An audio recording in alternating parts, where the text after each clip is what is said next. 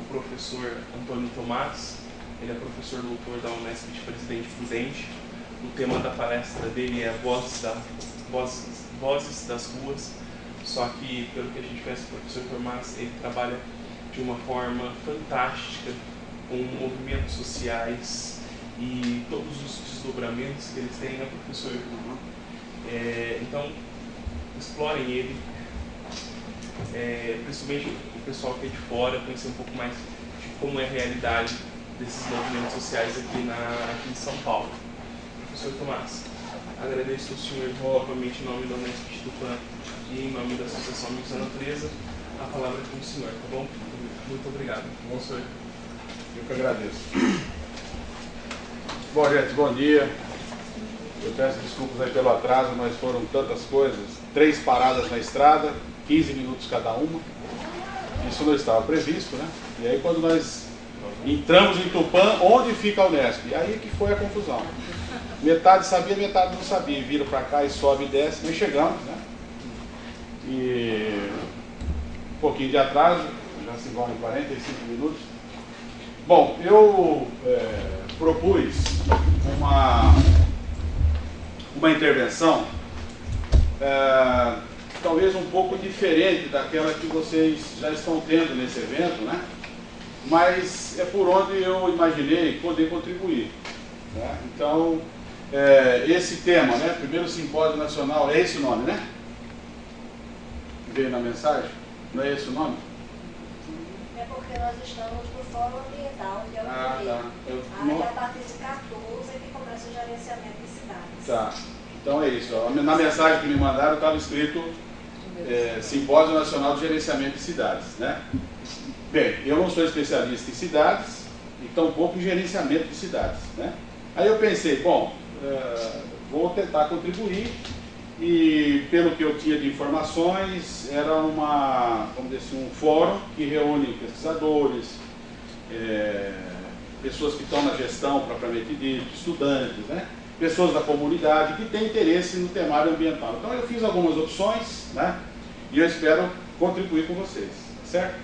Bom, então, no primeiro momento eu pensei que esse título poderia me aproximar tanto das preocupações que eu estabeleci, quanto, né, da interlocução aqui com vocês, né? Então, Vozes das Ruas, repercussões sociais e as contribuições das pesquisas. Então, com esse título, a minha pretensão é poder extrair desse período recente, dessa história recente, que eu estou me reportando, de junho de 2013 para cá, muitas coisas que aconteceram no nosso país, né?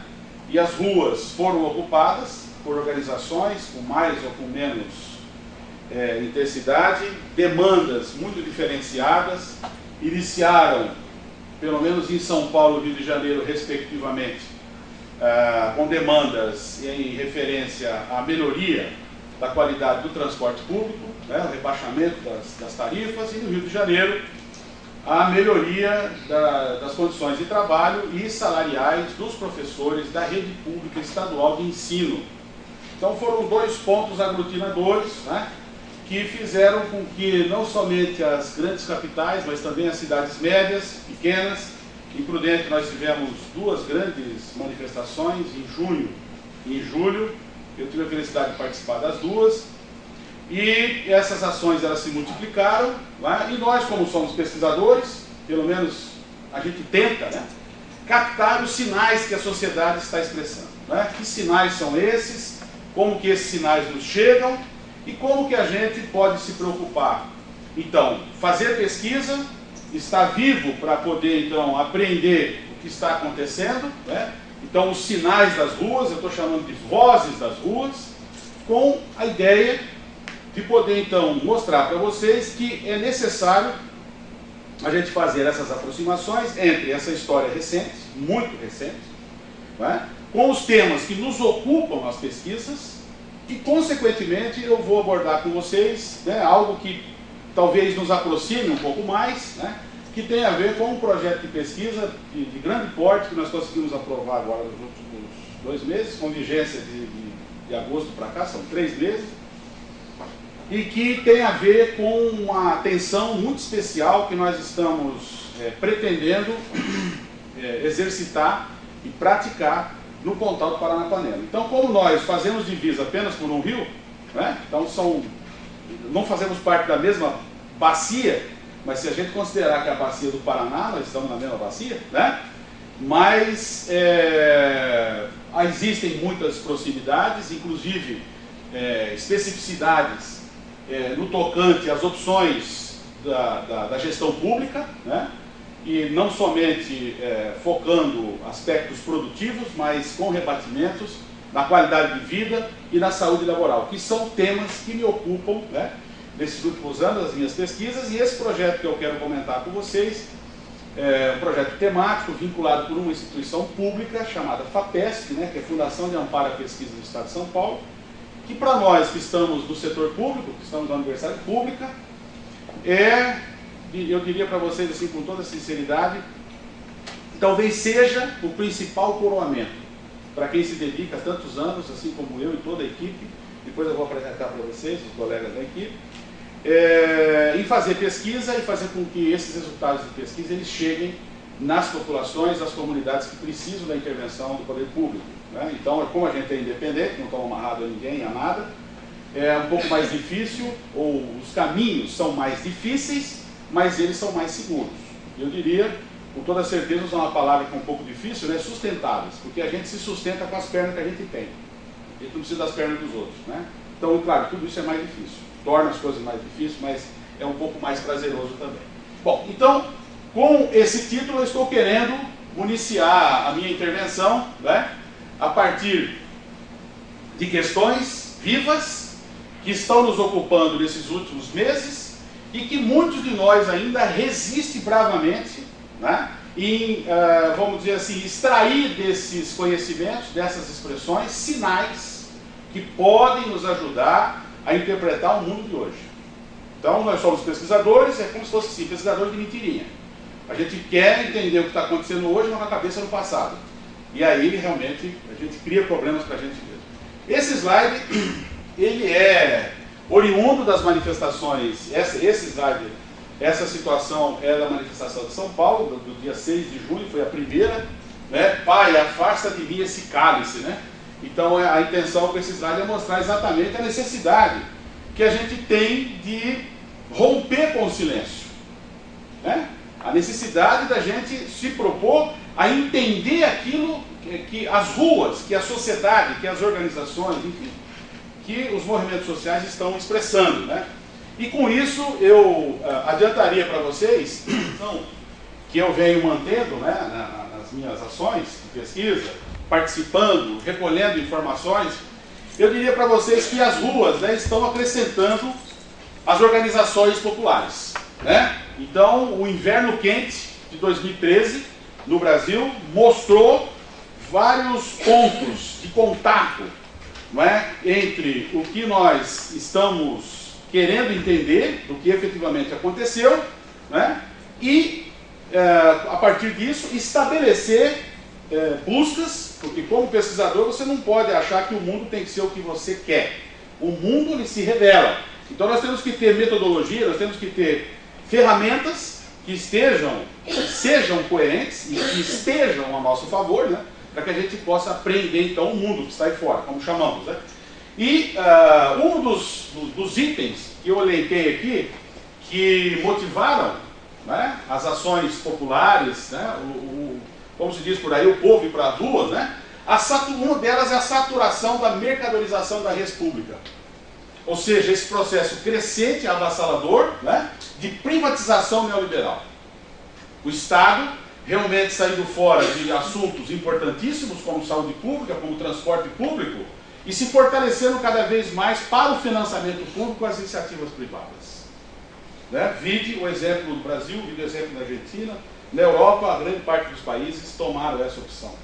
Né? Então, daqui um pouco, aqui em São Paulo, nós deveremos ter uma degradação avassaladora no tocante à saúde pública. Né? Então, na capital, nós sabemos que os principais hospitais públicos já estão sendo gestados, geridos pela iniciativa privada, né? E aí nós temos tantos exemplos, a começar pela própria Unesp, em relação à terceirização. Por exemplo, eu estou tomando exemplos, eu não sei como que é a realidade aqui, em Tupã, é a primeira vez que eu estou vindo aqui, né? Tem 10 anos essa unidade universitária, e onde eu trabalho tem 55 e faz 28 que eu estou lá. Então eu sei o que eu estou falando, né? Então a opção do setor público em retirar o conteúdo público da destinação que lhe cabe constitucionalmente de ser público, né? Então isso foi criando desgastes e um acúmulo sequencial, histórico. Então esse também foi um dos pontos de eclosão, né? O outro, o distanciamento das entidades de organização da estrutura sindical, das ruas, né? Então os sindicatos, historicamente falando, eles foram se retirando dos conflitos, eles foram saindo da esfera ou da órbita, né, da realização, ou se quiserem, da materialização, né, dos problemas que são oriundos da ineficiência da gestão pública, do desrespeito e do descumprimento das leis laborais, ou das normativas regulamentadoras, né? E aí tudo isso também numa sequência histórica de 30, 40 anos, né? E aí o que acontece? A sociedade vai se desgastando, os trabalhadores vão percebendo que não tem apoio, que não tem onde se agarrar. E aí vamos dizer assim, nessa marcha de degradação constante, contínua e ampliada, e eu poderia dizer para vocês amplificada, dependendo do lugar e das circunstâncias, né? Tudo isso fez com que os trabalhadores, os jovens, que estão sendo denominados de precariado, que são os jovens que se formam, os jovens que estão saindo das universidades, dos cursos técnicos, e não tem trabalho, não tem emprego, né? Não tem colocação, né? Então eles têm qualificação. Até um tempo atrás dizia o seguinte: bom, mas os jovens não têm qualificação, então agora eles têm qualificação, mas não têm inserção, não tem colocação. Então também é um dos pontos, né, uma das linhas de desgaste, né, que também povoou, né, as manifestações e as iniciativas que foram engrossando mês a mês, semana a semana, né, os atos de rua, né? Um outro ponto que é decorrência desse, né, é a vida reduzida à mercadorização, né? Então todas as nossas ações vitais, né, todas as nossas necessidades pessoais, coletivas, de grupo, etc., elas estão circunscritas às esferas, ou à esfera da mercadorização. Tudo é mercantil, tudo se mercantilizou. E como tudo se mercantilizou, né, o que a gente tem de concreto é que nesse processo, né, a sociedade não consegue comportar, não consegue ter garantido, né, as necessidades básicas. Porque nós sabemos, por exemplo, que para ter acesso ao transporte público, a pessoa precisa ter renda. Para você ter salário, ele precisa ter recurso, ele precisa ter dinheiro no bolso. Para traduzir para a linguagem mais fácil, não é assim? E ter dinheiro no bolso, ele precisa vir de algum lugar. Ou então as pessoas têm uma sucursal da Casa da Moeda em casa, o cara fabricar dinheiro em casa. Como isso não existe? Ou a gente tem um emprego, ou a gente vive de renda, ou a gente vende serviço, mas de qualquer maneira, né, a extração desses elementos todos nos indicam, com uma certa segurança, eu poderia dizer para vocês, que as demandas e as necessidades básicas, elas são todas mercadorizadas, né? Ganham essa dimensão de mercadoria. E a gente não pode esquecer disso. No mundo que nós vivemos, a gente esquece disso, a gente esquece de pisar no chão, né? Voltando aqui, então essas manifestações de massa, né, elas foram potenciadas pelas redes, sem dúvida, esse é um outro ponto. Mas não dá para entender que as ações de rua, os movimentos que foram engrossando, que foram ganhando importância, que foram ganhando, inclusive, inserção, né, eles não foram criados pela internet. Então o que eu estou querendo dizer para vocês é que existiram e existem motivos de sobra para que a sociedade coloque, vamos dizer assim, priorizem um conjunto de elementos para se manifestar, para se posicionar contrário à gestão pública, né?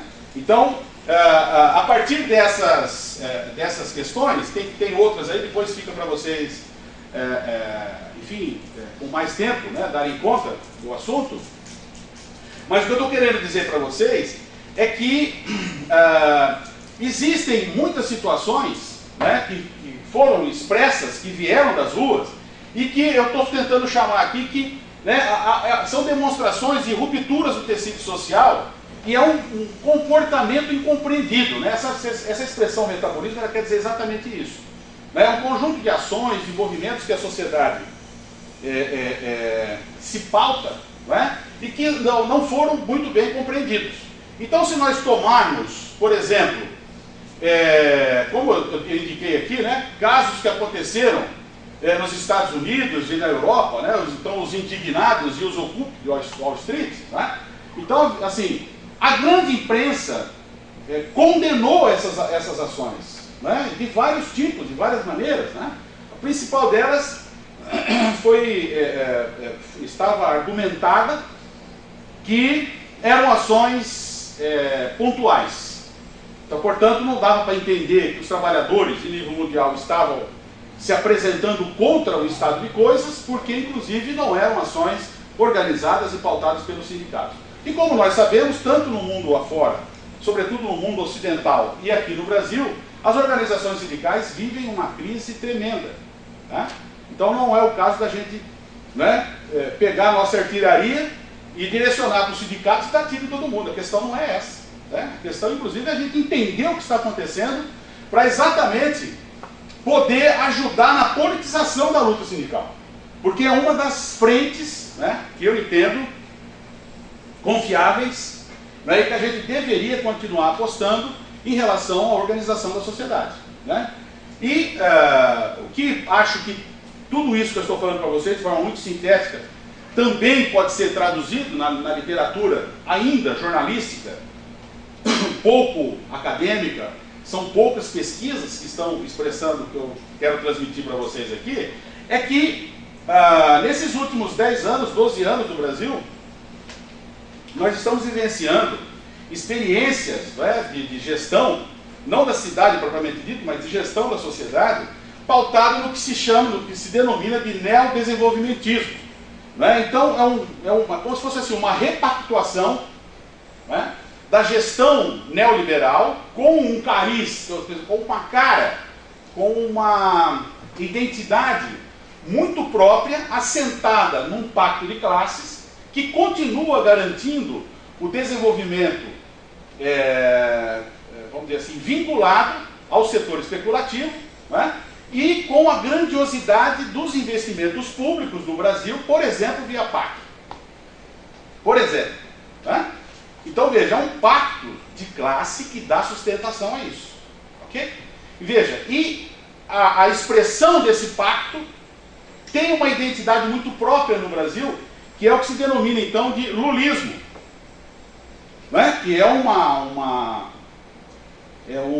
qualificação, né, que é advinda do nome do nosso ex-presidente, Lula, e o lulismo, juntamente com o neodesenvolvimentismo, se compõe, então, não somente na gestão de governo, mas numa composição de Estado, aliada às adaptações necessárias para as políticas de governo. Né? Então, as ruas, as vozes das ruas estão transmitindo isso.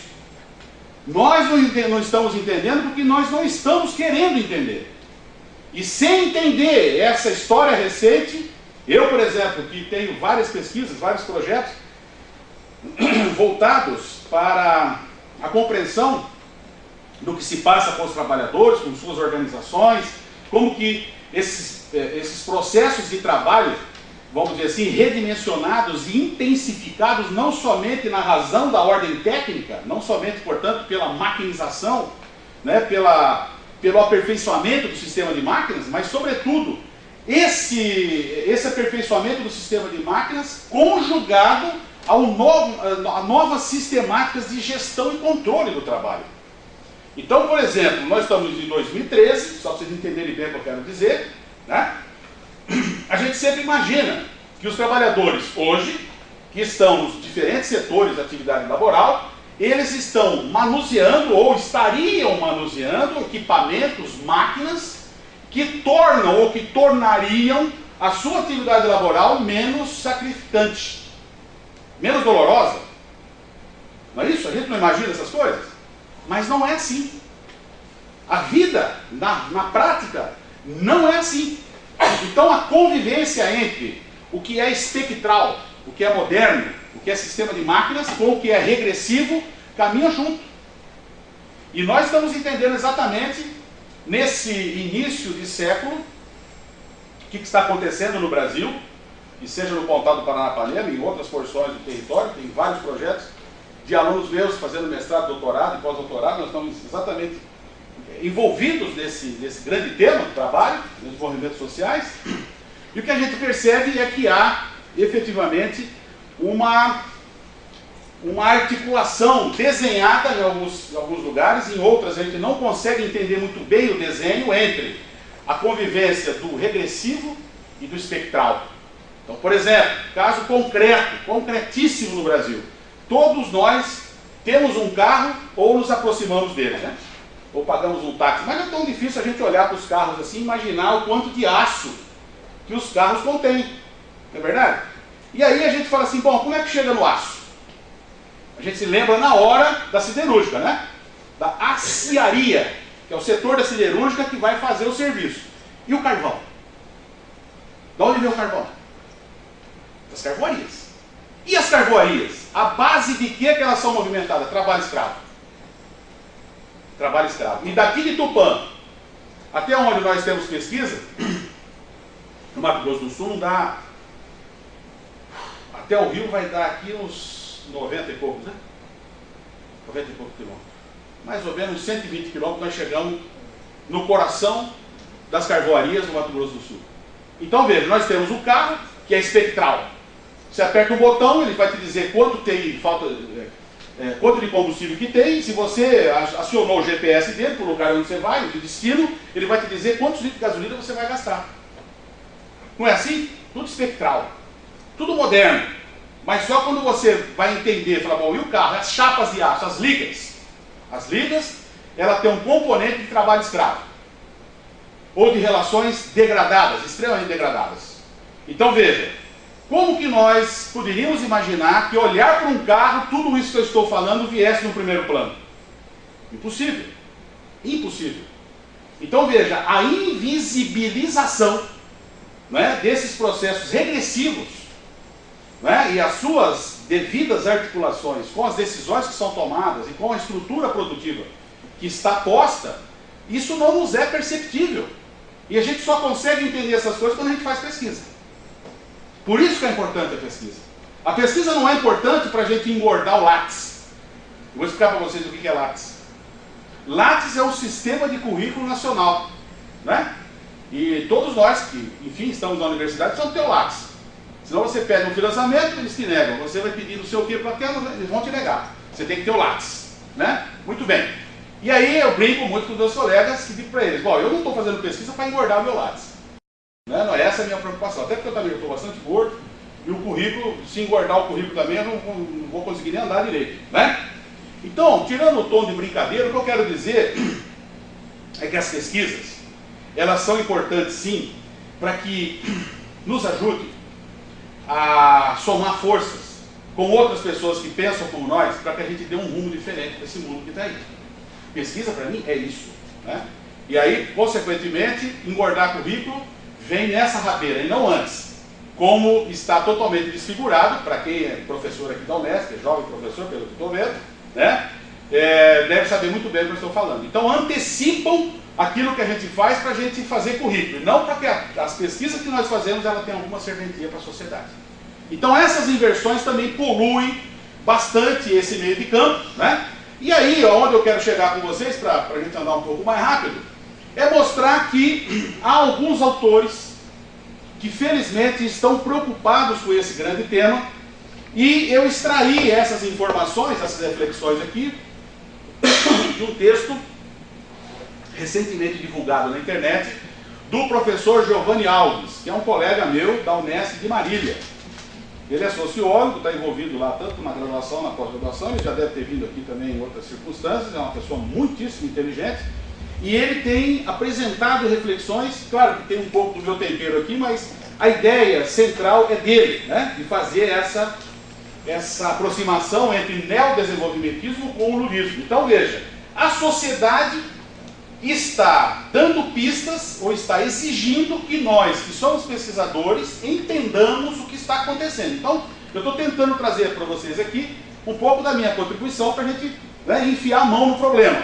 E um dos pontos que o Giovanni indica, né, e aí ressaltando, né, o que eu já destaquei para vocês, é que um dos pontos que aglutinou muita força, muita energia dessa população, desse conjunto de trabalhadores que foram sendo represados, não é, com vínculos, com relações laborais e com vínculo empregatício degradado ao longo desses últimos 15, 20 anos, não é? Então, só para vocês terem uma noção do que eu estou falando, em 2000, nós tínhamos aproximadamente no Brasil 3 milhões de trabalhadores terceirizados. Em 2000. Em 2013, informações que estão ancoradas em projeções de pesquisadores, enfim, sérios e que têm relevância nesse cenário, né, esse número chega a perto de 15 milhões. Então, ainda que um conjunto de melhorias tenham sido objeto das ações, sobretudo dos dois governos Lula, né, a degradação ela é mais antiga e também foi reproduzida como parte substancial disso que se denomina então de neodesenvolvimentismo, que foi exatamente o quê? Não apostar nos conflitos, né, da mão dos dois lados. É como se tivesse assim, você abre as portas dos cofres do BNDES e direciona bilhões de reais para a iniciativa privada, para os bancos, para que eles tenham saúde financeira e para que possam continuar desfrutando dos recursos públicos. E também você amplia Bolsa Família e você privilegia, a partir de algumas políticas específicas, para que os setores da sociedade, vamos dizer assim, negligenciado ao longo dos últimos anos, de não conseguir, inclusive, fazer parte do mercado de consumo, que ingressasse no mercado de consumo. Então, o Bolsa Família, por exemplo, é uma dessas pistas. A gente não tem como negar essas coisas, né? É um dado real, né? São fatos que aconteceram. Então, esses componentes do neodesenvolvimentismo e do lulismo, eles convivem par e passo, eles convivem juntos, não é? Então, é essa convivência, vamos dizer assim, acrescida de todo um passado de 500 anos, fortalecido nos últimos 30, 40, de intensa precarização e exclusão, não é? Somado, então, a políticas públicas que não chegam no lugar certo, na hora certa, tudo isso, então, aqueceu, não é, as iniciativas populares, né, dos trabalhadores, enfim, de ocupar as ruas, né? Então, o que é importante que a gente entenda, né, é que nós não estamos falando de um Brasil que virou as costas, vamos dizer assim, para o neoliberalismo. Nós estamos falando de um Brasil que se compõe enquanto Estado, né, numa nucleação de interesses pactuados, né, que dão sustentação vamos dizer assim, a determinadas opções, né, que definem os níveis de investimento, os setores que são objeto desses investimentos, né, e a começar pelas políticas públicas. Eu sempre gosto de trazer no primeiro plano o PAC. Dentro do PAC nós temos Minha Casa Minha Vida e tantas outras ações, né, mas só isso não basta. Então as ações de governo, as composições locais, as alianças que dão sustentação para os processos eleitorais, sobretudo regionais, e com representação em nível nacional, tudo isso está assim, muito bem articulado, e a gente dificilmente consegue enxergar sem esticar esse tecido. Tem que esticar, tem que levantar alguma ponta, olhar, né? E sem fazer pesquisa realmente a gente não consegue, né, dar sequência para essas preocupações, né? Aqui estão alguns números e o que eu queria destacar para vocês aqui é que nós não podemos, né, pelo menos na minha compreensão, né, dissociar o que está acontecendo nesse Brasil dos últimos meses, ou se quiser, esse Brasil dos últimos 10 anos, mas a minha cabeça está voltada para esses últimos 4, 5 meses, né, nós não podemos nos distanciar da compreensão ou da necessária compreensão do que vem acontecendo, do que vem demonstrando dia a dia, de como que as decisões em nível macro, elas estão sincronizadas com as decisões, já que tem a ver com gestão de cidades e questão ambiental, né, como que as decisões em nível de governo federal, como que elas se casam, muitas vezes, com as decisões que se passam em nível local. Então não é apenas um jogo escalar, é uma necessidade, né, a gente entender o quanto que as bandeiras, as demandas que foram apresentadas, que eu sinteticamente quis entender para facilitar para vocês, desde o ponto de vista da formulação política, né? Mas, por exemplo, as bandeiras, a gente vai ver alguns slides aí, que foram apresentadas nas ruas, né? São bandeiras que estiveram construídas a partir de grupos, de organizações, de pequenas organizações que reivindicavam assuntos muito particulares. E esse foi um dos pontos que a imprensa, que a grande imprensa, bateu muito duro, que dizia o seguinte: esse povo está desgovernado, né? Todo mundo tinha que reivindicar uma coisa só. Para ser forte e respeitado, tinha que reivindicar só uma coisa. E quem é que define que algo, para ser sério, só pode reivindicar uma coisa? Onde está escrito isso? Na Constituição? Não. Algum código de ética? Não. Né? Então, assim, a grande imprensa, mais uma vez, atropelou, né?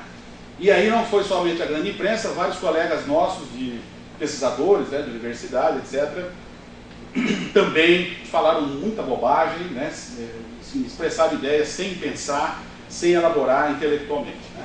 Então, essa foto, esse slide, é da primeira semana, né, do dia 14 de junho, e foi uma manifestação, ainda que não tão expressiva como a do dia 6 e do dia 7 de junho, né? Essa aqui foi no dia 14, mas foi nessa manifestação, não sei se vocês se lembram, que eu não consegui a foto, mas foi nessa manifestação que fizeram uma piada com o Arnaldo Jabor. Porque o Jabor, no Jornal Nacional do dia 7 de junho, né, como um troglodita, né, como né, ele fez uma fala assim, destruindo as ações dos movimentos sociais, dizendo que era realmente um aglomerado de bando, né, de gente que não sabe o que quer fazer da vida. E aí, quando ele viu, nos 2, 3 dias seguintes, né, que essas organizações, as manifestações, consequentemente, estavam reverberando significados e sentidos invisíveis que, enfim, pessoas trogloditas como ele não conseguiam entender, aí ele faz uma meia-culpa. E aí, nesse dia, foi feita aqui na frente do MASP, foi feita uma manifestação assim, específica, né, um agradecimento, uma grande gozação, na verdade, a ele, né, e teve uma repercussão nacional. Essa foto não tem a ver diretamente com o que aconteceu nas ruas, agora em junho, mas essa foto é de janeiro do ano passado, não sei se vocês se lembram, do Pinheirinho, né, um bairro, uma área ocupada em São José dos Campos, né, que a população foi obrigada a sair na bala, né? Então, os moradores, eles se equiparam dessa maneira aqui, tá vendo? Capacete de moto. Esse aqui são tambores de 120 litros de plástico grosso, eles cortaram ao meio para fazer o escudo e enfrentaram, né, simbolizaram o enfrentamento com a polícia do Chuchu. Chuchu é o nome, o apelido carinhoso que a gente aplica ao nosso governador. Ele não tem gosto de nada, por isso Chuchu, né? Aqui a sequência daquela manifestação do dia 14, né? Então, assim, as ruas engrossando o caldo, como se diz, né? Essa placa, acho que indica um pouco, assim, de forma um pouco mais clara, né, que em São Paulo, por exemplo, as mudanças começam com 20 centavos. Ninguém acreditava, né? O próprio prefeito de São Paulo, Fernando Haddad, no primeiro dia, ele rangeu o pé e disse: olha, não vou mudar uma vírgula. No segundo dia ele já estava intentando chamar um grupo que assessora, né, que ajuda a Prefeitura de São Paulo, que é como se fosse um conselho político. No terceiro dia ele estava dizendo que ia mudar. Então, assim, as ruas expressam movimento. O problema é que a gente não tem metodologia, a gente muitas vezes não quer enxergar, né? Mas tem essa força, né? Ou então, acho que esse tema também, muito importante, sobretudo nas cidades onde a Copa do Mundo vai ocorrer. Então, informações que nós temos de colegas nossos que estão envolvidos nesses assuntos, por exemplo, em Curitiba, né? Também no Rio de Janeiro, mas em Curitiba sobretudo, nas avenidas, né, que estão sendo refeitas, né, ampliadas por conta das exigências da FIFA, várias comunidades que residem nos lugares, em áreas ocupadas ou não, mas que residem nesses lugares há 20, 30, 40 anos, foram extirpados do lugar. Não teve uma negociação prévia, para, né, pelo menos haver um entendimento. Simplesmente, é como se fosse assim, faz uma faxina social. E quem vive, sobretudo, em fundos de vale ou em áreas de risco, quem são? Somos nós que somos professores da Unesp? Não. A gente não vive em área de risco. Né? Quem vive em área de risco são aqueles que foram ficando, né? E foram sendo ficados. Então, como é que nós estamos falando de Brasil? Se a gente estivesse na Suécia, eu estaria falando outra coisa para vocês aqui. Mas aqui no Brasil, a nossa intervenção é outra, tem que ser outra, né? E aí, então, acho que as ruas, né, passaram essa energia para a gente, né? Ou então, essa atitude, né, bem delicada, bem educada, de um policial que dispunha de um spray de pimenta. Não sei se vocês já enfrentaram o spray de pimenta, nem queiram, porque você não sabe se dói, se arde, se você tem que correr, chutar ou chamar a mãe e fazer qualquer coisa, porque é um desespero, né? Spray de pimenta. Ou então, uma das principais pistas, né, que começou como uma brincadeira, e depois, essa demanda aqui, ela povoou as mesas de negociação. Né? Então, assim, bom, nós queremos hospitais padrão FIFA. Já que os estádios têm que ser padrão FIFA, nós queremos hospitais com padrão FIFA. Né? E não é, a gente fala de saúde, a gente só pensa em hospital, né? Na cabeça da gente. E muitas vezes falar de saúde, não necessariamente a gente precisa pensar em hospital. Mas precisa pensar em saneamento básico, precisa pensar em água tratada, né, em emprego, enfim, em alguns elementos, alguns aspectos que são estruturais e que muitas vezes vai garantir lá na frente a saúde da pessoa, do trabalhador, da família. Né? Então, as ruas também fizeram essas indicações. Né? Aí é também a questão específica do transporte. Né? Se o transporte é público, por que pagarmos? Né? Transporte gratuito. Né? E essa é uma bandeira que está crescendo em São Paulo, na cidade de São Paulo. Né? Eu espero, e inclusive quero ajudar no sentido de que os movimentos entendam e consigam forçar uma negociação para o Estado, né? Bancar o transporte público, pelo menos dos trabalhadores que estão desempregados, dos setores que vivem as faixas salariais que os impedem, vamos dizer assim, de conseguir se manter, de ter uma vida, vamos dizer assim, estável com a família e coisas do tipo. É possível de mapear isso hoje no Brasil. Né?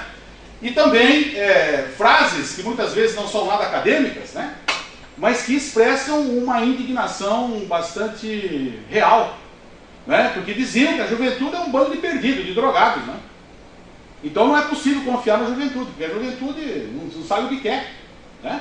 Enquanto que, na verdade, grande parte das pessoas, pelo menos do que nós temos lá na Unesp em Prudente, né, dos meus alunos do período noturno, 60%, 70% deles trabalham. E se eles não trabalharem, eles não conseguem estudar, mesmo estando na universidade pública. Essa é a realidade de centenas de milhares de pessoas. Né? Como é que você olha assim, no geral, dá um tiro e fala assim, olha, a juventude está perdida. Que potência que a gente tem para fazer uma afirmação como essa. Né? E aí, situações como essa, por exemplo, em São Paulo, que a mim me motiva pessoalmente, quando eu vi essa foto, infelizmente eu não estava nesse momento aqui, mas quando eu vi essa foto eu me lembrei do período das diretas já. Eu sou dessa época quase do pré-cambriano, né? Eu estou lá atrás, quase casamento, então assim, eu lembro muito bem disso, participei, eu morava em São Paulo, então eu acho assim que as ruas mostraram ou passaram uma energia renovada para nós. Né? Que muitas vezes estão na universidade, a gente vai passando o tempo, vai engordando, aí não quer andar, tem preguiça e tal, o mundo está arrebentando aí fora, e a gente não consegue entender. Porque tem preguiça, ou porque tem limitação, alguns motivos, outros que não caberia lembrar aqui. Essa foto também me mostrou, assim, uma energia muito diferenciada, né? Olha só, gente, isso aqui é esplanada, né? Essa foto foi tirada de baixo para cima, então dá a entender que tudo isso aqui está ocupado de gente, né? Mas não está, imagina, para ocupar todo esse vão aqui, a gente precisaria colocar lá mais umas 5 milhões de pessoas. Não sei se vocês conhecem lá a Esplanada dos Ministérios em Brasília. Aquilo é um descampado muito grande, né? Mas enfim, acho que mostra essa força, né? E essa foto aqui para mim tem um significado bem pessoal, né? Quer dizer, na minha geração nós não conseguimos ocupar o Congresso Nacional dessa maneira. Subir no telhado do Congresso, né? Quantas vezes que eu não fui para Brasília, quando era estudante ainda, e depois em outras circunstâncias, a gente não conseguiu fazer isso. Fiquei meio com inveja, assim, na verdade, né? Ou então situações que expressaram confrontos realmente não estigmatizados, mas expressivos, né, do nível, do grau de violência, né? Então, o que eu estou querendo discutir com vocês é que essa sociedade que nós vivemos, ela é expressão de uma crise sistêmica. É uma sociedade que expressa essa crise sistêmica, não é pontual, não é uma crise conjuntural, é uma crise sistêmica. Ela é intrínseca a esse modelo de sociedade que está aí, né? Então, se a gente não entender as ruas como parte disso, ou ignorar que as ruas nos possibilita sempre puxar esse chamamento, realmente nós estamos jogando pela janela a oportunidade, inclusive, de oferecer alternativas, né? E eu diria para vocês, trazendo para o campo de pesquisa, que mais me tem ocupado, né, que é essa discussão do trabalho, eu diria para vocês que o trabalho humano, o trabalho do homem e da mulher, que é aquilo que conceitualmente a gente poderia entender enquanto ato contínuo, cotidiano, prático, de ação, ou no plural, de ações, nada mais é um processo entre o homem e a natureza. Então, é nessa relação que o homem se hominiza, né? Que ele se realiza socialmente, né? A questão é que a sociedade capitalista transformou em trabalho assalariado alienado. Esse trabalho que produz, ou que em tese ou intrinsecamente pode produzir a sua satisfação pessoal.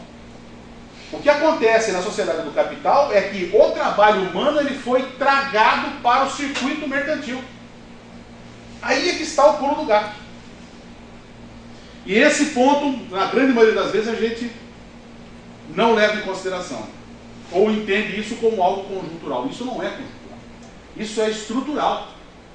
Até porque, na sociedade que nós vivemos, qual é o grande motor, né, que aciona todas as rodas e que freia e que põe para frente, ou que, enfim, que faz todas as manobras? É a extração de trabalho não pago. Né? Então é uma contradição estrutural, porque as empresas, as universidades, por exemplo, formam engenheiros. É isso? A Unesp forma muitos engenheiros. Aí esses engenheiros, eles estão sendo demandados num determinado momento pelas empresas. A partir de um determinado salto tecnológico ou de formas de gestão que não são mais as mesmas. Então, o que acontece com aqueles profissionais? Eles são despejados na rua. Então veja, as empresas estão destruindo forças produtivas. Bom, mas vocês poderiam perguntar, mas veja bem, se a sociedade que nós vivemos, ela se nutre de trabalho não pago, como é que você desemprega? Se você desemprega, você está dando um tiro no seu pé. Mas é exatamente aí, é aí que reside a contradição estrutural. O fato da gente não entender muito bem como essas coisas funcionam, é que nos coloca impedimentos para avançar, vamos dizer assim, naquilo que está, nas diferentes ações, nos assuntos que estão ocorrendo e como que nós poderíamos oferecer alternativas, né? Então essas dificuldades, e aqui eu queria já ir fechando e mostrando para vocês então que se faz necessário a gente aproveitar essa energia que está vindo das ruas, a gente se preparar teoricamente para apresentar um posicionamento crítico em relação ao que vem das ruas, mas a gente saber fazer as mediações teóricas nas quais nós poderíamos estar vinculando não somente o que acontece nas ruas, mas a gente vincular o que acontece nas ruas com as decisões políticas de Estado, com as ações de forma genérica do poder público, como que isso chega nas comunidades dos trabalhadores, de que trabalhadores eu estou falando, de comunidades quais eu estou falando, porque do ponto de vista geográfico, se eu generalizo o rebatimento das ações de Estado e das políticas públicas, eu não consigo explicar para o meu interlocutor, que é o meu aluno que está na sala de aula, nessa escola, naquela escola, na periferia, não sei aonde mais, né, por que o mundo não é tão homogêneo como a televisão quer nos indicar. Que quando a gente assiste as novelas, e quando nós somos meio que assim teleguiados a entender o mundo a partir das novelas, é um mundo reto. É um mundo do plano. E a gente esquece que a vida aí fora não é plana. A vida é assim, né? Sobe e desce, você tá, de repente chega num lugar, tem uma enchente, você tem que voltar. Não é assim? E a gente se esquece dessas coisas. Então, como professor de geografia, é um chamamento que eu faço para mim mesmo, né? Então é por dentro dessa sociedade que descarta, que cada vez mais requer trabalhador não estável, os direitos, por exemplo, trabalhistas, para quem foi contratado para trabalhar nessa universidade aqui. Quem fez contrato de 2003 para cá não tem mais, como eu tenho direito, eu e meus colegas que somos contratados antes, né, de aposentar com o salário da ativa. Quem foi contratado de 2003 para cá não tem mais esse direito. Ou seja, cada vez mais se ataca os direitos, se retira direitos. Então não dá para entender que as coisas continuam as mesmas, né? Um outro ponto também que eu acho que vale a pena, não sei quais são os aprofundamentos que vocês estão fazendo em relação à questão da sustentabilidade, mas eu coloco em discussão esse conceito de sustentabilidade. Muitas vezes essa palavra é utilizada assim solta. Sustentabilidade do quê? Como é que um mundo que é regrado pela extração de trabalho não pago, portanto uma contradição estrutural, pode ser sustentável? Como é que um mundo desse, que nós vivemos, ele pode ser sustentável se eu não tenho igualdade substantiva entre as pessoas? Né? Se eu não tenho igualdade substantiva, eu não tenho sustentabilidade. E essa palavra é utilizada de A a Z. Não, porque a sustentabilidade ambiental, porque é isso, a sustentabilidade ambiental contra quem? A favor de quem? Essas questões não são levantadas, né? E isso também vai produzir muita confusão. Esse aqui eu vou pular. Outro ponto que eu acho que é importante levar em consideração, sobretudo num país como o Brasil. As ruas, efetivamente, estão anunciando e cobrando de nós, de cada um de nós pesquisadores, posicionamentos. Posicionamentos, inclusive, que venham a influenciar em novos encaminhamentos, em redirecionamento das políticas, né? Então, o que eu quero dizer para vocês, né?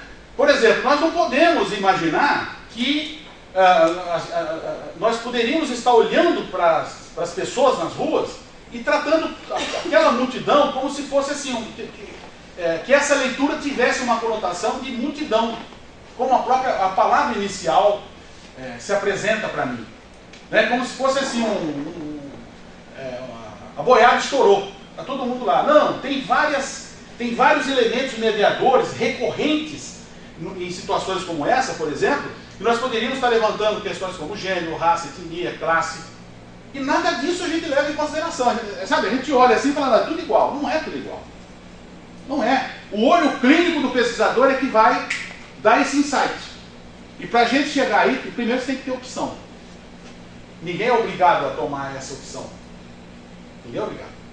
Inclusive, você pode fazer a sua tese de doutorado, pós-doutorado, um monte de coisa, indo para caminhos diferentes, vocês sabem disso, né?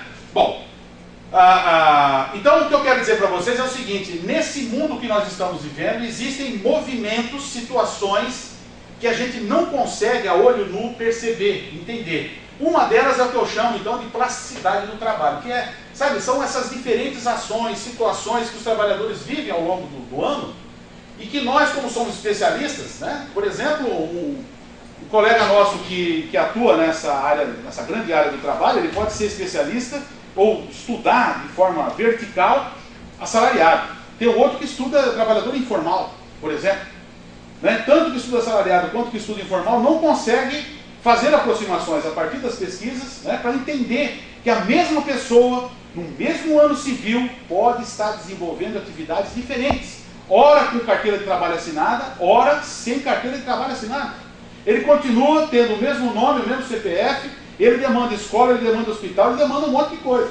Só que eu só entendo esse cara quando ele está no setor formal, quando eu vou lá nas informações da RAIS e da CAGED, E ele expressa, a existência dele se expressa através de um número.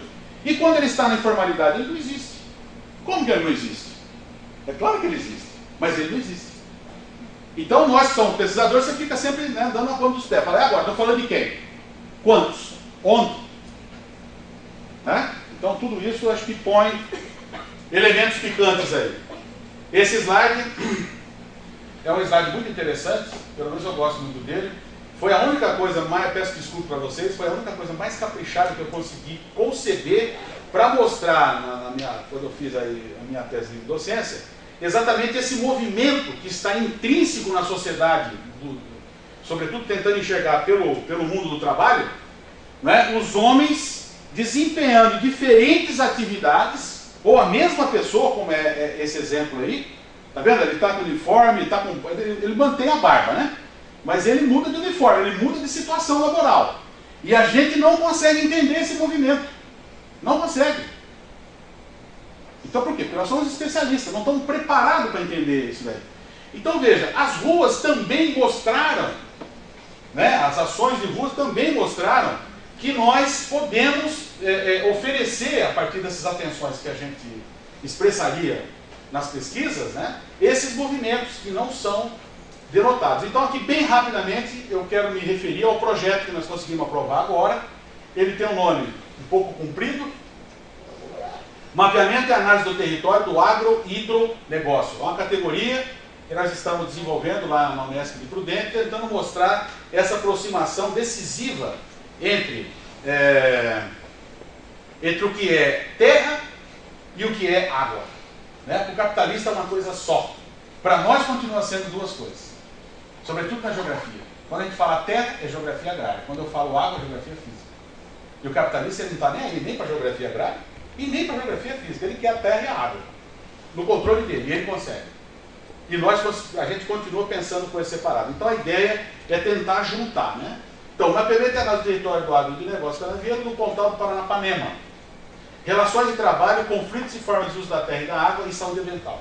Então nós estamos juntando nesse projeto 3 professores, né, 3 aviões, eu diria, cada um de nós especialista num determinado flanco, e a gente viaja, eu falo avião porque a gente viaja tanto, e a gente muitas vezes não se encontra em Prudente, mas em aeroporto, sabe?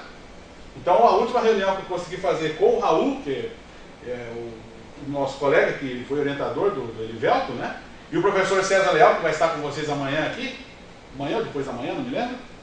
Então a última reunião que nós fizemos foi no aeroporto de Congonhas. Parece que a gente quer ser fresco, mas não é. E nós somos um avião mesmo, viaja muito e tal. Conseguimos nos juntar e em 3 anos fizemos esse projeto. Olha só, normalmente quando a gente fala assim, fiz um projeto em 1 mês, 2 meses, você mata. Nós fizemos em 3 anos. E vai, volta, tira, põe, não sei o que, não tá bom. Conseguimos aprovar R$1 milhão. Eu, como disse a vocês, é um projeto assim, desde o meu ponto de vista, talvez seja a conquista profissional mais significativa que nós já conseguimos. Eu falo nós porque é coletiva, não é minha. Felizmente não é minha, é nossa, né? E aí então somos nós aqui, né? O professor César, o professor Raul, eu tenho a felicidade de ser o coordenador, e esse aqui é o professor Luchiari, que é da USP, né? Professor do Departamento de Geografia da USP. E nós temos vários colegas como pesquisadores associados, né? Esse menino aqui, que é um rapaz bem jovem, o Cacá, trabalha comigo. Depois essa colega aqui da área de fisioterapia, trabalha também com a gente lá na Unesp. O Paulo César é geógrafo, estuda águas superficiais, né? Essa menina aqui, a Renata, ela é engenheira ambiental e ela estuda contaminação de água, tanto superficial quanto água de aquífero. E nós temos também pesquisadores convidados, alguns do Brasil e outros de outros países, da Espanha, de Portugal, né? da Argentina, de Cuba. E está conosco o professor Ricardo Antunes, que talvez seja um dos mais conhecidos aí, né? Eu tive a felicidade de fazer um pós-doutorado com ele. A professora Raquel Rigoto, que é uma médica sanitarista que atua nessa área de contaminação humana, que é um dos principais desdobramentos desse projeto. Né? Então, nós estamos imaginando que através desse projeto, quando estamos falando do Pontal do Paranapanema, são 36 municípios, né? Tupã está basicamente aqui, assim, né? Na Paulista. E por que nós demoramos 3 anos, né? Então, quando o César olha para o Pontal, ele vê isso aqui. ele vê a área de atuação da UGRE, da Unidade de Gerenciamento de Recursos Hídricos 21. Ele também é o nosso representante no FEI, né? Como é que chama? Deu um branco aqui, é outra bacia que ele faz parte também. Aguapeí FEI. É Aguapeí FEI não, Aguapeí Peixe, perdão. E, que é a bacia que está logo aqui, né? É onde faz parte do PAN.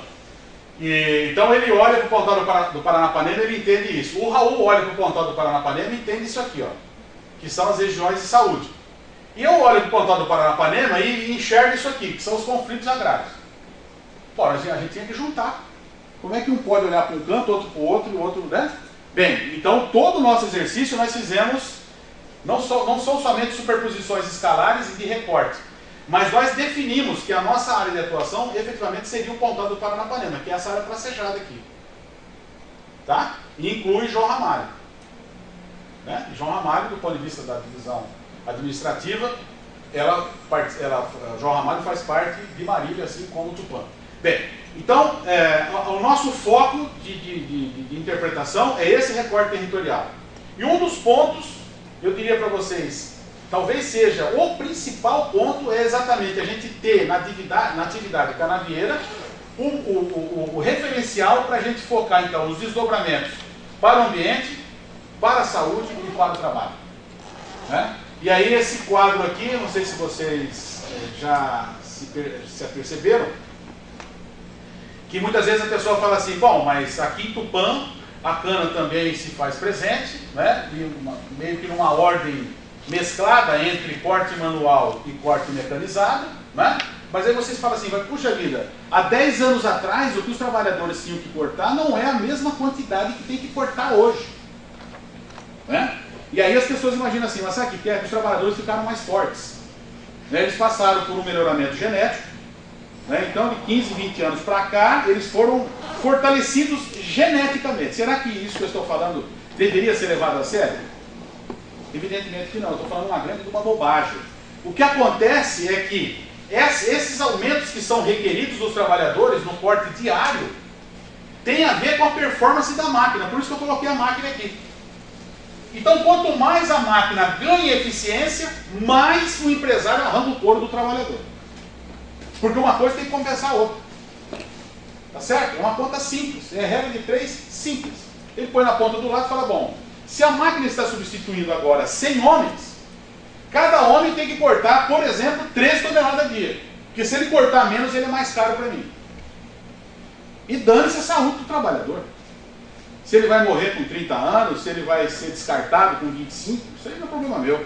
Porque depois, cara, como se diz por aí, desculpa a indiscrição e a falta de elegância acadêmica, né? Quando a boca esquenta, ele vai para o INSS. Aí é o setor público que segura. Né? E a gente tem várias pesquisas nesse sentido. E aqui é uma foto para tentar mostrar que essa opção aqui, da quimificação, é o que mais está, vamos dizer assim, chamando a nossa atenção, ou que está pegando no Pontal do Paranapanema. Né? Porque as regiões que a cana está expandindo nesses últimos 5 anos, e aqui é uma imagem que vale para 2011, construída, esse mapa foi construído a partir de imagem de satélite. O que é verde é cana, né? Então o que eu estou tentando dizer para vocês é que nesse processo recente de expansão, né, a cana tem, vamos dizer assim, ocupado, sobretudo, num primeiro momento, terras griladas. Terras griladas. Né? No Pontal do Paranapanema, nós temos 1.400.000 hectares de terra. Aproximadamente de 400 a 500 mil são terras griladas. São terras públicas que estão sob mando ilegal. Então a cana está se expandindo exatamente nessas áreas, que são essas áreas coloridas aqui de fundo. A claridade e a projeção não ajudam muito a entender, mas eu vou deixar a apresentação aí, depois vocês em casa no computador poderiam ver melhor. Né? Essa imagem então para 2011, olha só 2002, o verde continua sendo cana, voltando para 2011, 2002, 2011, olha só que 2002 para 2011 o que aconteceu no Pontal do Paranapanema em relação à cana. Então, quando nós estamos falando de ambiente, ou de ambiental, ou de isso que se chama de desenvolvimento sustentável, Temos que colocar vírgula. Desenvolvimento sustentável contra quem? Ou a favor de quem? O que é isso? Temos que procurar definir. Tá? Porque as águas estão contaminadas, os solos, o rebanho, ou os rebanhos, e o que mais nos preocupa, os homens e as mulheres, os trabalhadores que estão diretamente envolvidos, porque essas áreas achuradas são os assentamentos. Os assentamentos estão praticamente sendo engolidos pela cana. E isso é algo concreto, real. Aqui, isso aqui é imagem de satélite. Não tem como sair correndo disso. É a realidade. Isso para 2011. Agora nós vamos atualizar com esse projeto, nós vamos atualizar. Inclusive, conseguimos comprar um Vante. Vai ser comprado logo. Sabe o que é Vante? Aqueles aviãozinhos monitorados? Estamos ficando bacana. Fomos nós, claro, os colegas nossos lá da engenharia cartográfica, fizemos uma atuação conjunta. E agora, daqui um mês, sei lá, no começo do ano, vamos comprar um aviãozinho. E o aviãozinho já vem com as câmeras fotográficas assim, como se diz por aí, a minha molecada diz animal, O avião é animal e a câmera fotográfica também é animal. E a gente vai conseguir atualizar tudo isso aqui. Então, de repente, se a gente souber se entender bem, conversar bem, nós poderíamos muito bem estar expandindo essa área de atuação para cá. A depender, evidentemente, dos esforços, dos interesses dos colegas daqui. E aqui um detalhamento lá do Pontal, aqui é o Morro do Diabo, parque estadual, que também está sendo engolido pela cana. Ó. Isso para 2011, hein, gente? Toda essa área aqui, toda essa área já está coberta de cana. Ainda bem que a cana é mecanizada, porque se fosse corte manual, esse morro aqui ia ser engolido qualquer hora dessa pelo fogo. Porque as áreas de acero são muito curtas. Bom, e no Pontal do Paranapanema, tudo se fala de ambiente, de ambiental. Olha só como é que se faz para chegar na cana, que é aqui. Primeiro, faz o buraco, as valas. Arranca os bosques, corta, joga aqui dentro e põe terra em cima, faz a gradagem e planta a cana. Então, assim, em 24 horas você... Cadê o bosque? Já era o bosque. Finado bosque. Já era. Ou então, fogo. Essa é a prática do fogo. E essa aqui é uma nascente. Então, depois do fogo, não vem a esperança. Olha só o que vem. Em 48 horas, a cana está plantada. Depois que põe fogo. E essa é uma tecnologia que eu vou dizer, os caras são competentes. E eu acompanhei isso daí, tudo filmado, isso aqui é tudo fotografado, coisa que eu fiz. E eu não sou profissional no assunto, E a gente foi pegando passo a passo. Então, situações, por exemplo, como o fim do corte mecanizado da cana, que está anunciado para o ano que vem, para as terras que são mecanizáveis, e para as terras que não são mecanizáveis, para 17. Então, aqui em Tupã, por exemplo, nessa região. Então, as áreas que são mecanizáveis, o ano que vem, elas não podem mais queimar. Não podem mais queimar. Certo? Bom, como é que se decide? Como é que se pensa isso? Bom, eu quero ir fechando e dizer para vocês que nós conseguimos juntar, então, bacias hidrográficas, recursos hídricos, saúde e trabalho. E eu acho que a gente conseguiu fazer bem porque nós tivemos o projeto aprovado sem nenhum retoque. O que é extremamente difícil. Por quê? Porque a equipe é boa, o pessoal é bom. E esse recorte aqui eu estou querendo mostrar para vocês um pouco do que eu penso aí a respeito daquele conceito de agro-hidronegócio.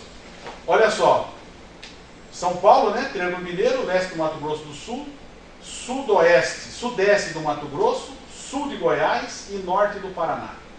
Então eu estou falando do primeiro, do segundo, do terceiro e do quarto produtor nacional de derivados de cana-de-açúcar. 4.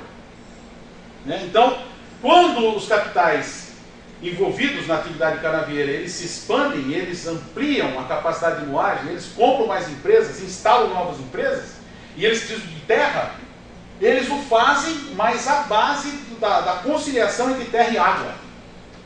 E aqui nesse canto do mundo, não somente tem esses mananciais invejáveis, como o Rio Paraná, o Rio Paranapanema, o Rio Grande, o Parnaíba, e os outros rios que são secundários, o próprio Tietê. Não somente isso, mas, sobretudo, pensando no futuro, as águas de aquífero. As águas de aquífero.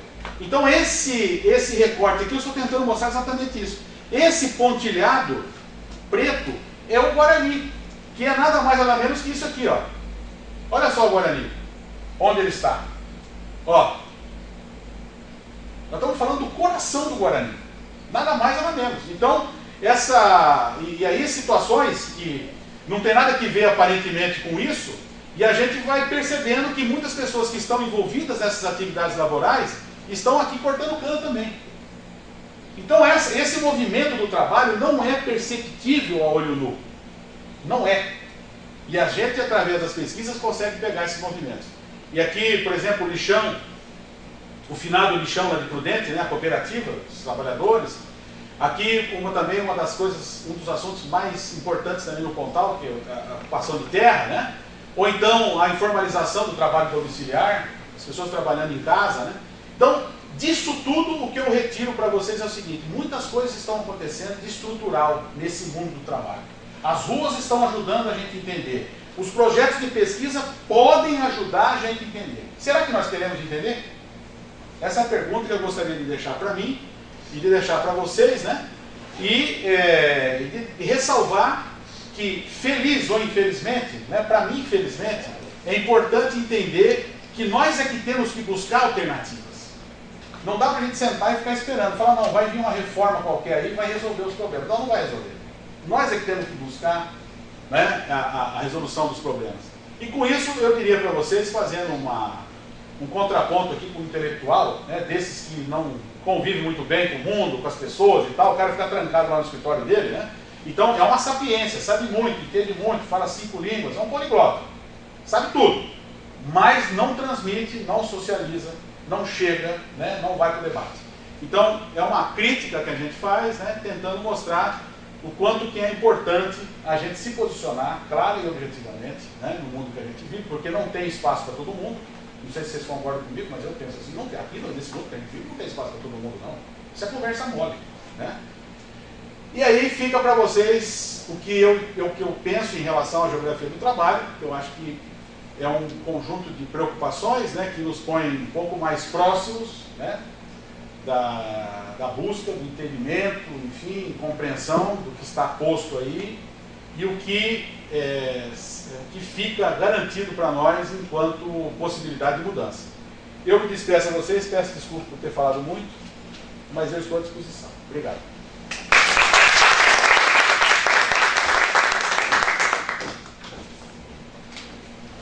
Professor, Diga, minha filha. eu gostaria de iniciar o diálogo, né? Eu sou lá de Pernambuco. Opa. E aí, eu fiquei muito atenta ao seu discurso, porque, na verdade, para nós é até um pouco diferente falar em geografia do trabalho. Porque a gente ainda está trabalhando naqueles contextos bem tradicionais, né? Então, o trabalho perpassa, mas não chega a ser propriamente o foco principal. E quando o senhor fez a continuação, muitas coisas veio à minha cabeça, eu nem sei se eu vou me lembrar de tudo, mas eu vou centrar em 2 pontos. Um ponto é que o senhor falou várias vezes a respeito da especialização, né? E quando o senhor mostra o trabalho, a gente percebe que o seu trabalho ele vai além dessa especialização. Na verdade, o seu trabalho ele é bastante sistêmico e tem a questão da interdisciplinaridade, né? Isso é muito positivo. Agora, tem um ponto que o senhor falou várias vezes, e agora finalizou também falando isso, a questão de cada um de nós ser um ser atuante, de tentar, além de entender o mundo, tentar mudar esse mundo, né? O que torna a tarefa extremamente árdua, porque muitas vezes a gente não consegue fazer voz aquilo que a gente está pensando e aquilo que a gente pesquisou, viu, etc. As pessoas se agregam e o que predomina é o interesse comum. Quando esse interesse não é comum, não adianta você gritar, espernear, porque não vai chegar a lugar nenhum. Muito bem. E o segundo ponto era com relação à questão das ruas, né? A gente também acompanha o noticiário, o senhor falou da novela, coisa e tal. E com isso eu vou trazer 2 colocações. A primeira é com relação a um programa que existe na Globo News, é chamado Painel. E tem outros também, mas o painel é o principal. O que é que a gente percebe? Pelo menos eu percebo lá em Pernambuco, né? É que são os mesmos professores das mesmas instituições que estão presentes, vamos dizer, 99% das vezes. É o Magnoli, Tem um professor de história, tem um assim bem gordinho, outro magrinho, que estão lá sempre presentes. Enfim, gira em torno de uns 6 personagens e que ficam sempre ali, sempre ali, sempre ali. Isso, para mim, passa a ideia de quê? Formação de opinião e de imposição de conceitos e imposição de algum conhecimento específico que eles têm sobre o problema. E será que não existem outras universidades e outros espaços onde se possa trazer outras cabeças para se falar também sobre os mesmos temas?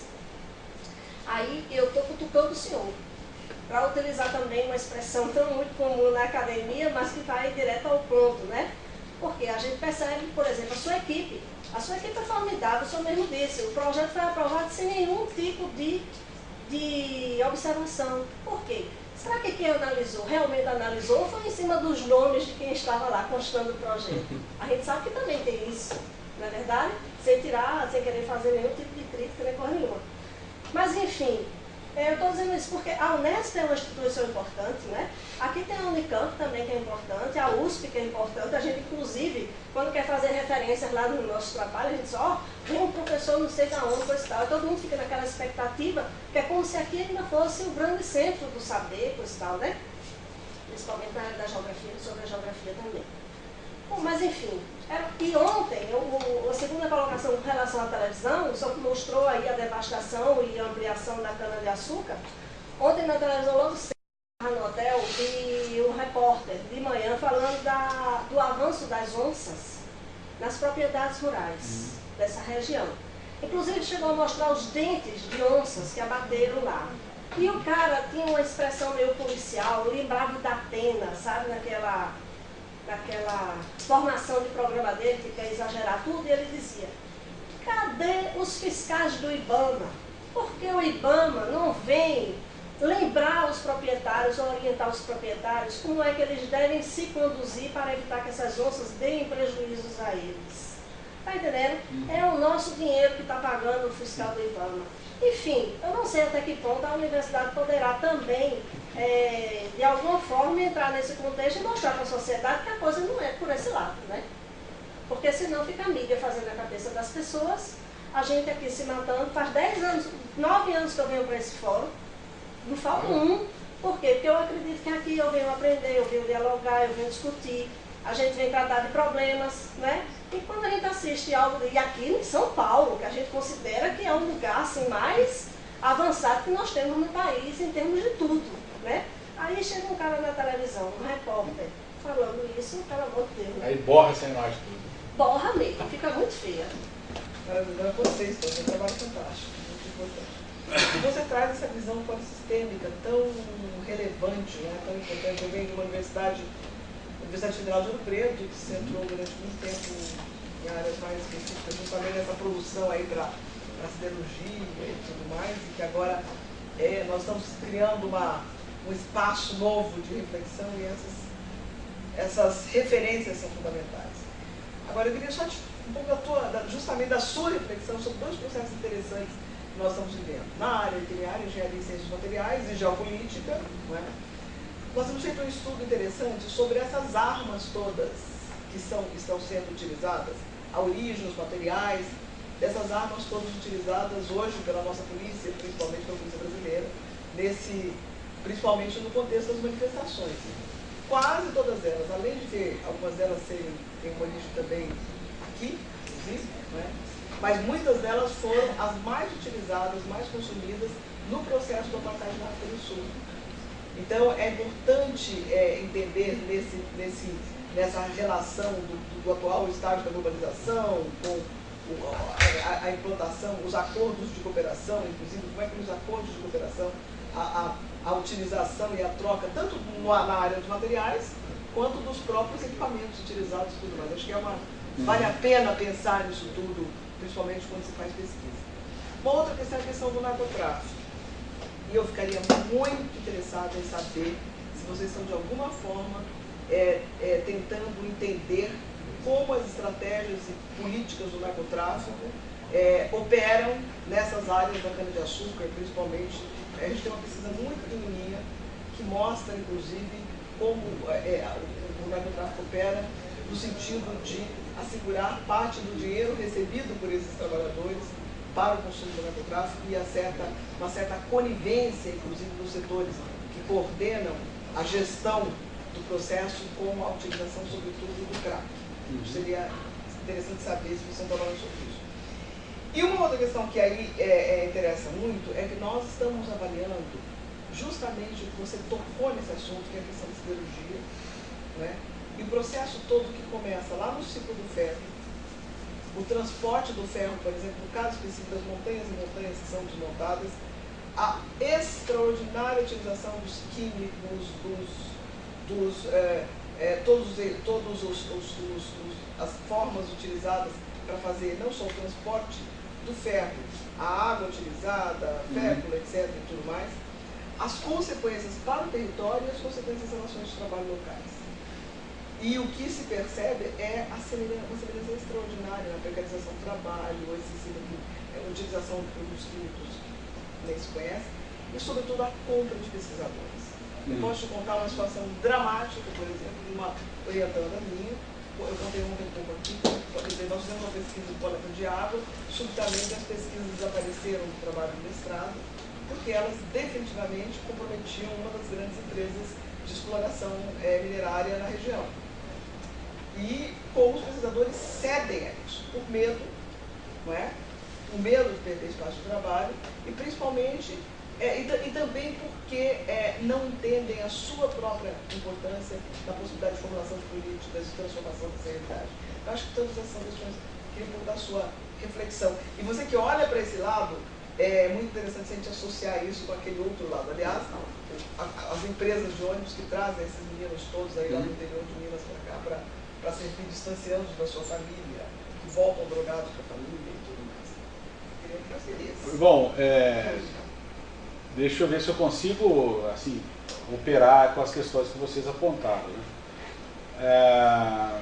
Eu diria que a atividade de pesquisa, e com certeza, como qualquer outra atividade que a gente venha se envolver na vida, requer posicionamentos. Mas essa em particular, a gente ser pesquisador, e no meu caso, eu sou professor, né? Então, se as pessoas me perguntarem assim, qual que é a sua profissão? Eu sou professor, né? Está escrito lá na minha carteira, eu sou professor. Muito bem, mas a felicidade de estar numa universidade pública, e eu sou muito grato a isso, é porque também eu tenho conseguido fazer, da minha trajetória como professor, experiências, né? Eu agrego a essa experiência de sala de aula outras tantas experiências que têm me ajudado a um reposicionamento constante. Então esse reposicionamento constante é o que tem alimentado, vamos dizer assim, desde o meu ponto de vista bem pessoal, uma coisa assim bem restrita a mim, o fato de eu ter claro todos os dias que a minha missão, enquanto pesquisador, enquanto professor, é comprar uma baita de uma briga. Né? Como eu disse a vocês no final, não há como a gente imaginar que tem lugar para todo mundo nesse mundo, porque não tem. Uns têm e outros não têm. Então, a gente toma posições. Então, como professor, como pesquisador, eu estou tentando compreender criticamente esse mundo que está aí e os produtos, com todos os defeitos, equívocos, desvios e todas as mazelas, né? Mas tudo aquilo que eu consigo fazer, tudo está direcionado para que a gente consiga se somar coletivamente a tantos outros que também pensam como eu penso, de tal maneira que a gente consiga reverter esse estágio de barbárie que impera nesse mundo cão que a gente vive. Então tudo isso que eu estou falando tem um endereço. Essas opções, pegando assim as duas preocupações de vocês, assim, no sentido de, né, como é que a gente se posiciona diante de problemas, né? Então eu diria assim, nós temos aproximações com colegas, a maioria são colegas de universidades públicas, nesse projetão aí. Né? Então assim como eu, eles têm uma posição muito confortável, porque podemos reclamar de tudo, falar de tudo. Podemos falar de tudo. Agora, nós que já estamos há um certo tempo, temos pelo menos 15 a 20 anos no setor público, a gente só sai da universidade se a gente quiser, se a gente se aposentar, né? Ou sei lá, por um outro motivo extemporâneo, mas não porque vamos ser perseguidos. Então não é uma situação confortável? Extremamente confortável, porque nós estamos no Brasil, né? Vamos todos na Suécia. Então aqui a gente sabe, se você dormir e fechar os dois olhos, você tem que ficar um aberto, né? Você dorme com o olho aberto. Então, nós temos uma posição extremamente confortável. E isso nos garante posicionamentos mais duros, mais enfáticos. Mas a gente não pode esperar isso, por exemplo, de jovens pesquisadores. Não podemos esperar. Não porque eles são covardes, não porque eles não topam enfrentar esses desafios, é porque eles não têm condições de se manter. E a gente sabe que não tem. Então, o que a gente tem feito nessas cirandas todas aí? Olha, determinadas atividades e posicionamentos públicos, quem assume somos nós. Isso não quer dizer que nós vamos, blindar os outros colegas, não é isso. Mas são estratégias que a gente tem que usar para proteger as pessoas. E nós estamos no Brasil, infelizmente, não adianta querer ficar tapando só com a peneira, né? Então esse tipo de resguardo eu acho que é importante. No que tem a ver com, vamos dizer assim, como é que eu diria? Como eu sinto assim, o fato do nosso projeto ter sido aprovado, né, e ele não ter passado por retoques assim, profundos, um ponto aqui, outro ali, mas nada que nos retirasse da formulação original, e eu enfatizei que isso se deveu à equipe, e é a equipe mesmo. Então a gente sabe que nesse estágio que nós chegamos, não tem mais espaço, o sujeito chegar assim, bater no peito e falar, sou eu. Né? Não, somos nós. Somos nós. Essa segunda do plural, essa primeira do plural é para matar. Somos nós. E construir esse coletivo é muito difícil. Muito difícil. Né? Então, por exemplo, estamos na Unesp, tudo bem, mas o Ricardo Antunes é um companheiro nosso da Unicamp. Aí nós temos o Luchiari, que é um companheiro nosso da Universidade de São Paulo, e temos colegas da Federal de São Carlos, enfim. Claro que tudo isso se soma. Evidente, é evidente. Agora, a Unesp tem um papel importante nisso. Agora, eu também sei que a Unesp tem um papel importante. No entanto, esse papel importante da universidade, ele está identificado com as pessoas. Que sou eu, que tenho um RG, um CPF, é meu. Né? Então, eu não estou falando em nome da universidade, eu nem posso fazer isso, porque o reitor talvez não goste. Né? Talvez ele não fale, não, você está falando mais para cá, tem que ser para lá. Sei lá, você tem aí uma divergência entre nós. Mas estou dizendo, esses coletivos todos, se a gente não souber somar, nada vale. Né? Em relação a essa preocupação que você mostrou, em respeito ao consumo de drogas, né, nesse tipo de atividade laboral, eu diria o seguinte, no Pontal do Paranapanema, nós temos informações iniciais, não é nenhum ponto que a gente coloca em destaque, mas faz parte das nossas preocupações, porque ele é muito melindroso. Se a gente não souber, vamos dizer assim, não é manter as 7 chaves, mas se a gente não souber executar o assunto e quando tiver resultados apresentar, a gente pode implodir, né, inclusive os próprios pressupostos, que eu também agregaria a essa pergunta sua, o tema da contaminação humana. Né? E também, ele é central na nossa formulação. Agora, se a gente sai por aí assim, falando aos 4 cantos e tal, a gente vai minar a possibilidade, inclusive, de enxergar isso, porque são questões muito complicadas. O que existe, assim, não sei se eu poderia acrescentar alguma coisa para você, mas, por exemplo, a professora Maria Aparecida Moraes, que inclusive está conosco nesse projeto também, e eu acho que é uma das maiores assumidades no Brasil, em termos de trabalho no campo, ou de exploração do trabalho. Eu acho que é uma pessoa inteligentíssima, a professora Maria, está conosco na pós-graduação também. Ela tem feito algumas pesquisas nos últimos anos e tem indicado alguns desdobramentos, porque esse assunto é muito difícil. Porque você não tem informação. Informação não existe. Você tem que entrar nos meandros. Né? E aí, sobretudo numa área grande como é o Pontal, a gente vai ter que escolher, fazer seleções, áreas pilotos para poder entender isso daí. Agora a gente sabe que tem sim ascensão. Né? Eu não diria, com ênfase, associar esse tema ao narcotráfico propriamente. Apesar de saber que passa por isso. Porque a gente estaria tratando de consumidores somente. E não de interesses que se territorializam a partir do narcotráfico.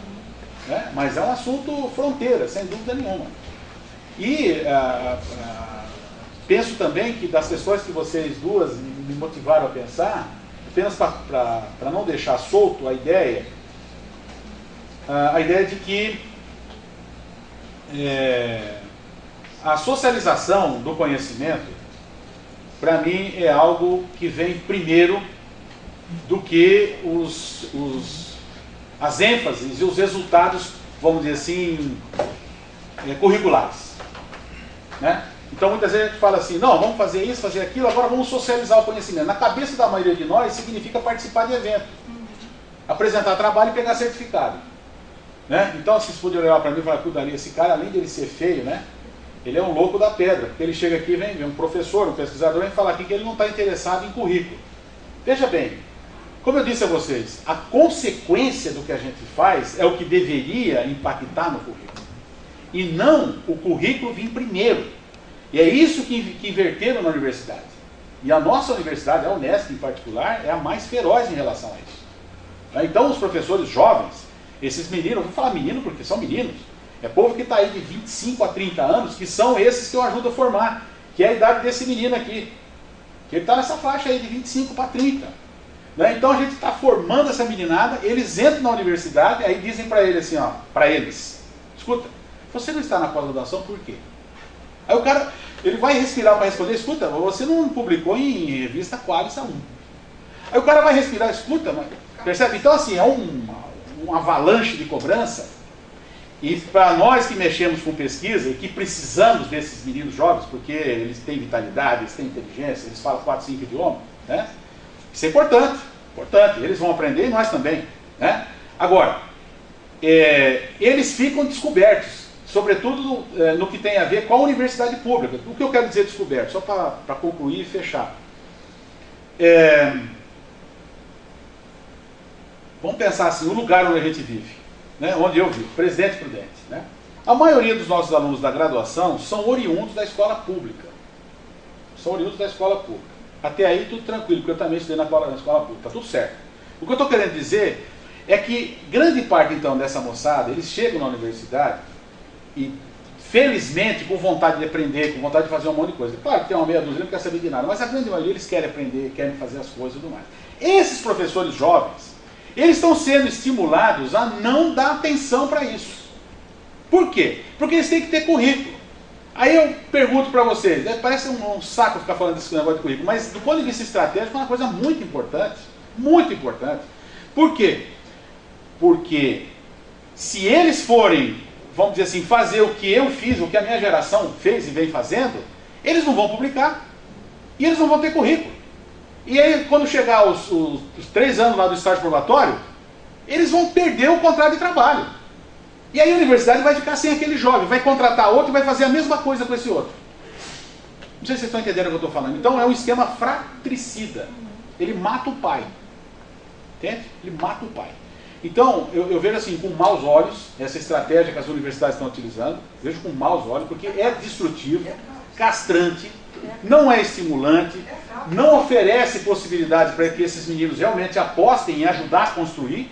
Então o que é ajudar a construir? É pegar essa meninada que vem da escola pública, com dificuldade para escrever, com dificuldade para apresentar um problema, e ajudar a fazer isso. Esse é o nosso trabalho. Esse é o meu trabalho. Entende? Então se eu me nego a fazer isso, eu vou estar me negando a pegar esse menino e enfiar lá na frente do doutorado. Que a grande maioria que a gente tem é isso. Né? As pessoas que conseguem alcançar, sei lá, ser professores de vários campos da Unesp, inclusive lá em Prudente mesmo, em outras universidades federais, em vários lugares aí, que nós estamos ajudando a formar. Quer dizer, esses meninos têm uma baita de uma energia, uma potencialidade, assim, eu diria, em termos geracional, muito melhor do que a minha, na mesma idade, né? Só que a gente tinha militância, a gente ajudava a formar, né? Eu entrei na faculdade, em Prudente, eu tinha 25 anos. Né?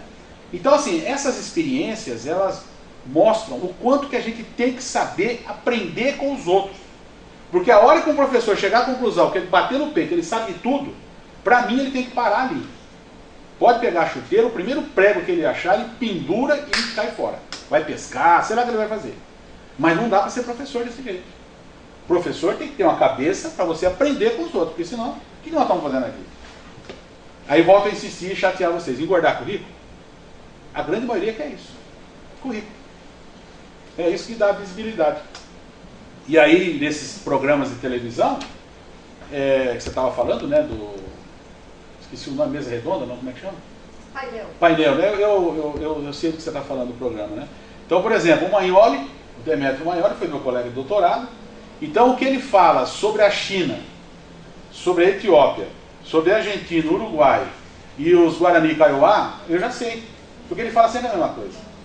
Né? Qualquer pessoa sabe, ele sempre fala a mesma coisa. É uma ordem de pensamento assim, muito adestrada para determinados princípios e tudo mais, que não acrescenta, né? Aí vai viciando o telespectador, né? Assim como tantos outros. Agora, as oportunidades que a gente tem em relação à televisão, aos meios de comunicação, são muito restritos, extremamente restritos, né? Então tem também uma coisa assim de televisão, que é aquela pessoa que se apresenta bem, né? Um cara ser bonito, aí eu estou enrolado, né? Chegar, eles vão querer me emplastar daquelas pomadas, daquelas coisas tudo barba, vai virar um trem, né? Vai virar, imagina, né? Chega assim, você fica grosso de creme, a câmera te pega do lado de cá, queima, não vai dar certo, né? Mas eu estou brincando, é apenas dizer que eu acho que no serviço público a gente tem que fazer apostas e tem que ser explícito nessas apostas. Vamos ser perseguidos, claro. Isso há tantos anos, vai ser agora, né?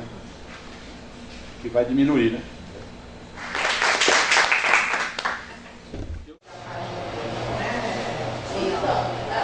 Eu não tenho mais isso. Não pode ser normal.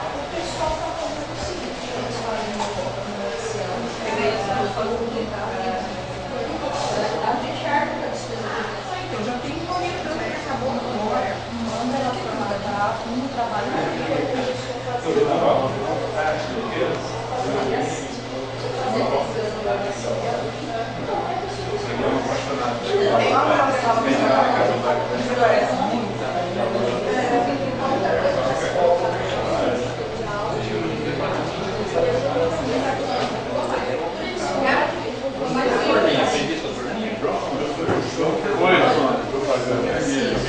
Se eu fosse o arquivo, já fosse, por exemplo, eu fosse uma senhora, se fosse uma senhora,